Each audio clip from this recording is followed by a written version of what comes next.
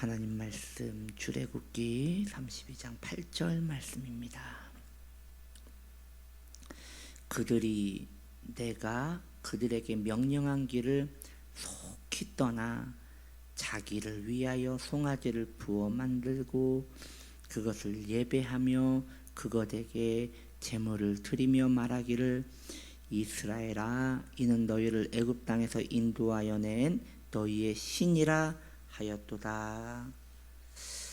자, 오늘 말씀의 제목은 속히 떠나입니다. 속히 떠나. 하나님께서는 부패한 이스라엘 백성들에게 이제 말씀하십니다. 이 백성이 나에게 돌아오는 데는 400년이 걸렸다. 여러분, 애굽에서 이스라엘 백성들이 고난받는 세월이 400년 아닙니까? 이 백성이 나에게 돌아온 데는 400년이 걸렸다. 그런데 나를 떠나는 데에는 너무나 속히 떠나는구나 라고 이렇게 섭섭하게 말씀을 하십니다. 주님께서 이스라엘 백성들에게 얼마나 공을 들이셨습니까? 이스라엘 백성들의 마음을 부드럽게 하시기 위하여 그분의 성품상 그의 백성들이 고통받는 것을 보시면 금세 도와주고 싶으시고 어미의 마음과 같이 뭐라도 빌려다가 그 자녀의 입을 채우고자 하는 그 어머니의 마음과 같은 우리 하나님의 마음 말입니다. 그 하나님께서 이스라엘 백성들이 그렇게 부르짖어도 돕는 것을 참으셨습니다. 그 이유는 그들이 간절히 하나님을 붙들어야지 이후에 타락하지 않고 벗어나지 않을 것을 아셨기에 인간을 너무나 잘하신 하나님은 이스라엘 백성들을 이 400년간 두고 보시며 함께 우시며 어디를 떠나시지도 못하고 그 애굽 땅에서 이스라엘 백성들을 계속 보셨습니다. 그리고 이제는 이스라엘 백성들이 하나님께 도와달라고 옛날 아브라함과 약속했던 그 언약을 좀 기억해달라고 당신은 우리의 조상의 하나님이라고 하면서 하나님께 우리를 좀 도와달라고 우리를 좀 살려달라고 이 애굽의 착취와 이 무서운 징계에서 우리를 좀 건져달라고 하나님께 간절히 부르짖고 또 간구했습니다. 그때 이제 하나님은 이제야 이들의 마음이 나에게 돌아서는가, 이제야 이 악한 백성이 나에게 돌아서는가 하고 이제 하나님께서는 때가 되었다 생각하여 이스라엘 백성들을 모세를 불러 그를 통하여 이스라엘 백성들을 구원하셨습니다. 그것도 바로 구원하시면 그들의 마음이 우연이었나 보다, 이건 그저 우연이었나 보다, 우리가 기도해서 이루어진 것이 아니라 우연이었나 보다 라고 할까봐 그들에게 10가지 재앙을 그 시연하면서까지 그들에게 이스라엘 백성들에게 이 엄청난 것들을 보여주면서 이것은 하나님의 손이었다, 너희를 구원한 것은 하나님의 손이었다, 의심하지 말아라, 하나님의 손이었단다, 물이 피로 변하였다, 이건 하나님만 하실 수 있는 것이다, 개구리가 뻘에서 다 올라와 가지고 온 천지를 덮는 거, 이것은 이상 행동이 아니다, 하나님이 하신 것이다, 이렇게 하나하나 10가지를 이스라엘 백성들에게 보여주시면서 하나님이 하나님됨을 그들에게 그렇게 말씀하셨습니다.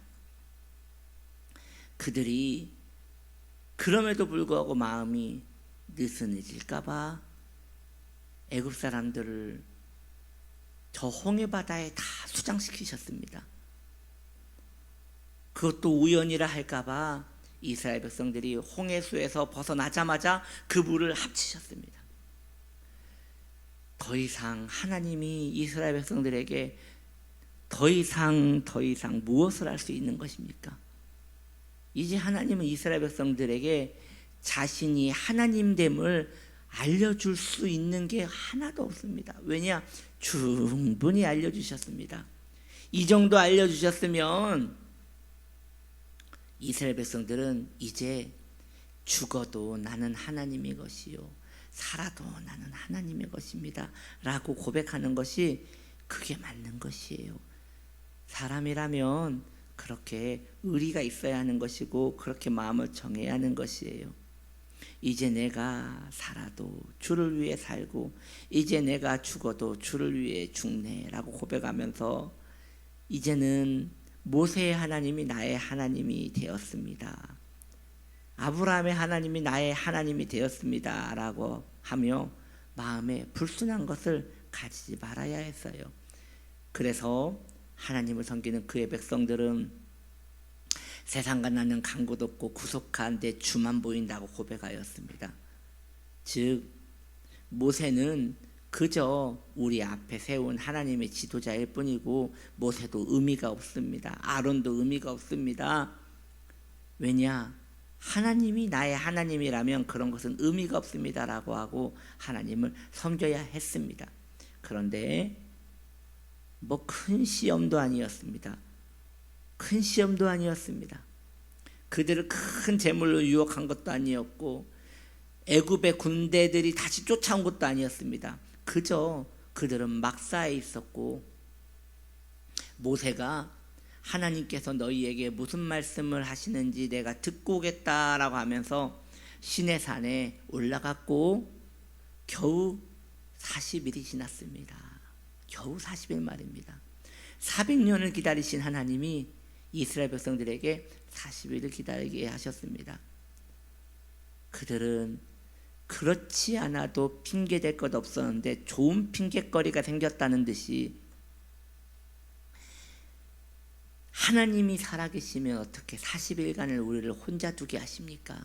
하나님이 살아계시면 어떻게 우리를 여기까지 인도한 모세가 이렇게 말없이 사라질 수 있습니까? 이렇게 말도 되지 않는 핑계거리를 갖다 붙여서 하나님을 떠납니다.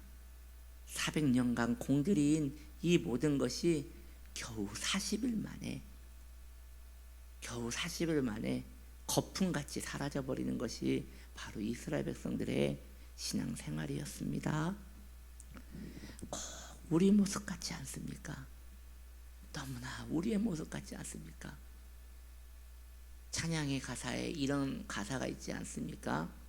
지나온 모든 세월들을 돌아보니 하나님의 손길이 닿지 않는 곳이 하나도 없었도다 라고 말하며 우리는 그런 찬양을 눈에 눈물을 얼룩지게 하며 불렀던 기억이 있을 것입니다. 우리 하나님은 내 상태와 상관없이 내 환경과 상관없이 언제나 나와 함께 하셨습니다.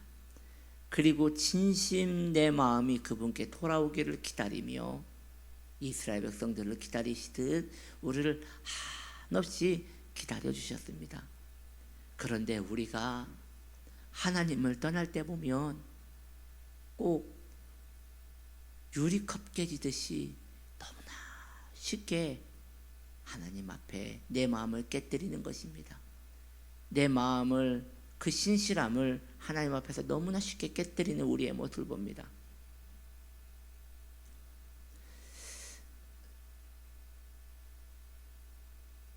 선물을 포장할 때에 얇은 유리잔을 포장할 때는 거기에 또 싸고 또 싸고 또 싸서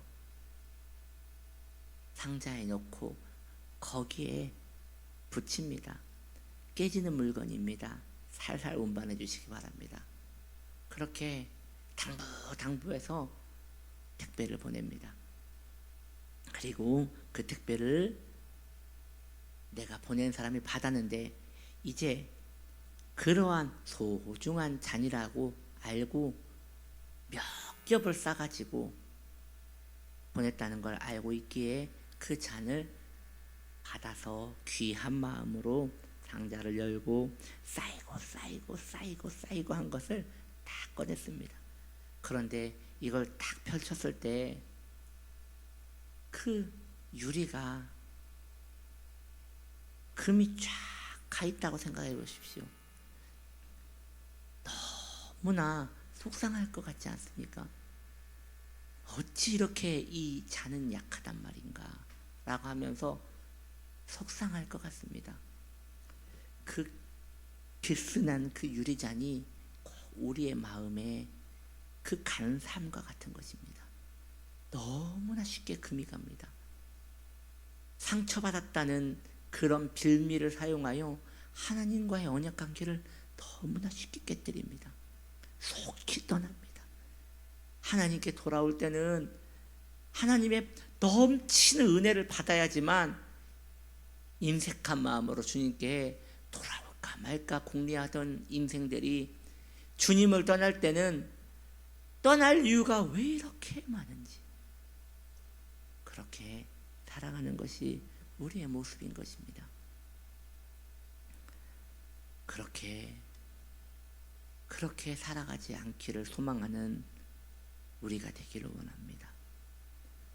그러한 것에 이제 신물을 느끼며 이제 나는 얇은 와인잔 같은 그런 신앙이 아니라 좀 뚝배기 같은 신앙생활이었으면 좋겠다. 땅에 떨어져도 댕글댕글 떨어져서 돌지언정 깨지지 않는 그런 큰 뚝배기 같은 그런 그릇이었으면 좋겠다라는 마음으로 여러분 꿈이라도 품으시고 그렇게 목적이라도 가지시며 그렇게 마음을 정하시기를 바랍니다. 기도합시다.